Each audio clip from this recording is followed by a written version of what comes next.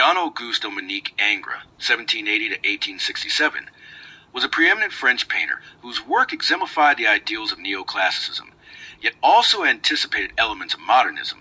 Known for his precision, linear purity, and idealized forms, Ingres is celebrated for his portraits, historical scenes, and mythological compositions.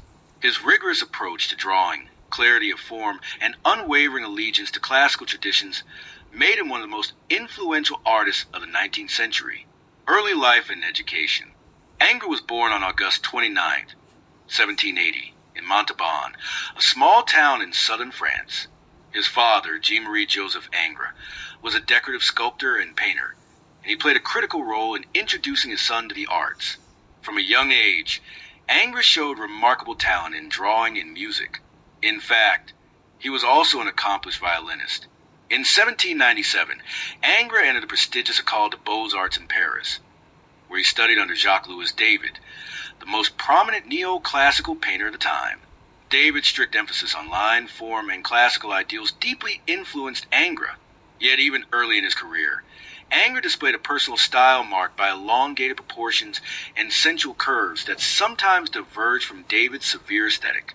The Prix de Rome, an Italian influence. In 1801, Ingres won the coveted Prix de Rome, a scholarship for artistic study in Italy. However, due to funding delays, he could not travel to Rome until 1806. This period of waiting led to a deepening of his skills, as he painted several portraits and historical scenes that garnered attention, though not always positive. Some critics considered his work mannered or overly stylized, a judgment that would follow him throughout his career. During his years in Italy, 1806 to 1824, Ingres absorbed the legacy of the Renaissance masters, particularly Raphael, whom he revered above all. He studied antique sculpture, architecture, and the works of Leonardo da Vinci and Michelangelo. These influences deepened his commitment to classical perfection in composition, anatomy, and ideal beauty. His masterpiece from this period, the Grand Odalisque, 1814, demonstrates both his adherence to classical ideals and his unique aesthetic vision, featuring an elongated female nude rendered with smooth, sinuous lines and cool, polished textures. Return to France and academic career. Upon his return to Paris in 1824, Ingres' reputation grew steadily. That year, his painting The Vow of Louis XIII, 1824, received widespread acclaim and reaffirmed his place as a leading neoclassical painter. Ingres' meticulous technique and refined compositions resonated with the academic establishment, even as the Romantic movement led by Eugene Delacroix began to challenge neoclassical ideals.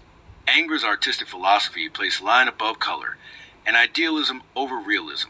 He famously said, "Drawing is the probity of art." For him, the purity of contour and design was paramount.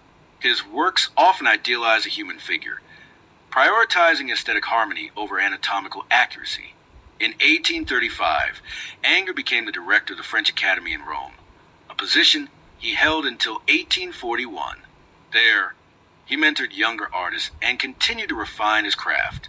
Upon returning to France, he was named professor at the École des Beaux-Arts and continued to receive major state commissions, portraits, and masterworks.